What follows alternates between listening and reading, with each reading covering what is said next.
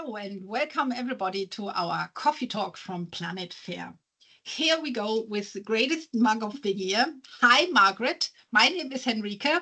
And I'm Margrét.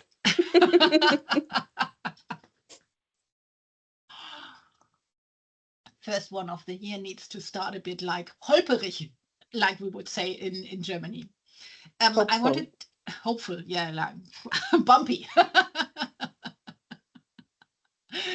Yeah, so here we go. I wanted to tell you something and catch some thoughts from you of a topic that happened last year, not long ago, where we had a discussion in one of our circles about benefits.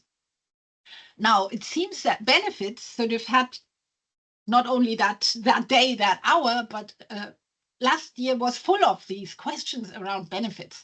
And there were things like, okay, what do I do with older employees? What do I do with younger employees? Like life-changing and what older people used to have, like pensions. Youngs don't want that anymore. Then there was something which I found interesting as well, the part of giving out gifts to employees from the product that you make in your company, for example. But then again, the same gift, the same bag, watch, jumper, whatever it might be, has a different tax implications in the countries where the employees sit. So it's free for some countries and it's taxed in others, and they're looking at that. And one thing that I found most striking was, and there I want to ask you a bit in what direction we would go, is the health insurance question. If a company wants to give private health insurance to their employees, this health insurance might be thought of in the way every employee gets the same value in a way of getting the health insurance. But depending on the size of the family of the employee or some other things, this cost is for the company maybe different. So they don't pay like 100 for every employee, but they pay different amounts, but giving away the same sort of benefit to each employee. Now, how do you count that in the analysis? That was a big challenge. And there I want to have your thought. And to finish off, like one of the key takeaways was so, and I know that I'm talking to my friend Margret, who is the pay equity analyst per se for me, when they include the benefits, when they manage to include benefits into their pay equity analysis, most of the time they have nearly no effect, which I think is a good sign. But why is it a good sign? And what are your thoughts on these points? Yeah, no, all good and important points. So maybe just taking one step back first, and why are these questions coming up now? It's because the language of the European Pay Directive calls for total compensation, including benefits. So now everybody has to figure out, okay, what are their benefits? And that's where these questions are coming up. So you bring up a lot of interesting questions. So I think I have them. You remind me if I don't answer all of them. So the first, you ended up, let me go backwards. You ended up with a statement of saying, if a benefit is universal, it doesn't matter when we calculate, run our pay equity analysis. And that's absolutely true.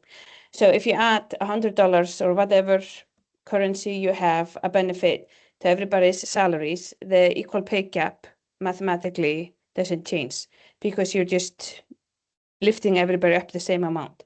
That number does not change. What does change in kind of, if we put this in the broader perspective of the European Pay Transparency Directive, is that this does decrease a tiny bit your overall absolute gender pay gap. This is one of the key parameters that you need to report as a result of the directive. So this can make your absolute pay gaps look a little bit smaller, especially if benefits are a big part of your total compensation. Because you talked a little bit about, you mentioned healthcare and companies opting to provide healthcare. If you think about the US standard, and it's a huge expense, but but then you were also talking about something else, right? You were talking about, you have, in the context of, healthcare, you might have one employee who is single, you have another employee who is married with 3 kids. They use a lot more health, insurance and health services, so they are more expensive to the company. So how should you deal with all of this? So I think we have to be practical. So I think the example that I often take is sick days, right? So every employee has, the right to sick days. You're not going to count that differently for an employee that happens to take a sick day versus someone who did not. So I think unless, these member state regulations start coming out and forcing us to think about benefits as, us consuming the benefits and not just offering the benefits, we should be dealing with this on an average employee level. That's the benefit, and move on. Because honestly, I think we are not moving the ball forward on pay equity if we are getting lost in pricing benefits that are applied universal across the employee population. And the other example I always take is, okay, what about bringing your dog to the office? Like, are we going to spend time on pricing that? Like, what's the monetary value of being able to bring your dog to the office, right? Yeah.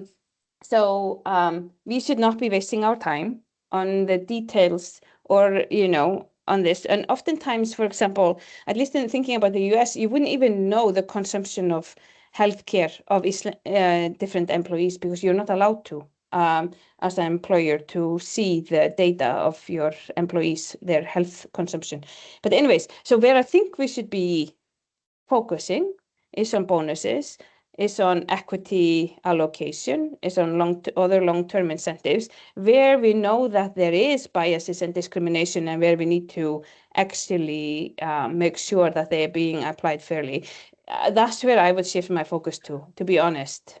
Yeah, no, that sounds very good. I like the wording that you used for the benefits being like offered or consumed. So you shouldn't sort of calculate what you're consuming, what's being consumed, but you calculate the offer, and that's sort of equal to everybody, no matter if it's consumed or not. So I like to have that one sort of standing out in mind. And I really like the part you're ending to say, hey, let's focus on where we know we have issues and where we know bias is inside or can be inside, like with the bonuses, which we see a lot. So I think that's a great learning on or add to the discussion on benefits. And Can I add 2 cents? Yes, of course you can.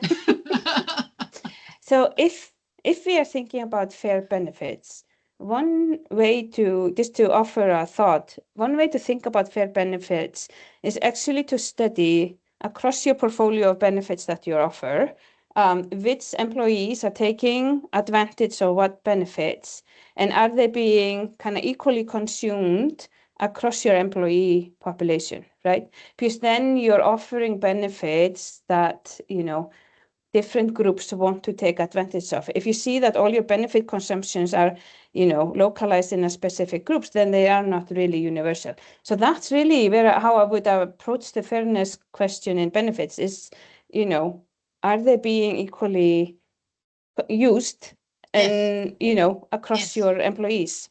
That's a good one. It's more like focusing on that. Like I often say, like if you offer the ticket for the local transportation system for everybody, and everybody's using it, no matter of gender or anything. But then again, you saw at least long time ago, often certain kind of cars were more used by the male gender than the female gender. And then you would sort of go in that direction. And now they're distributing it more like a car depends on the role that you have in your company. And now you could start to analyze where the men and the women are in the roles, and then we get to another discussion. So I'm finishing here, but the thought is great. I love your 2 cents, Margaret.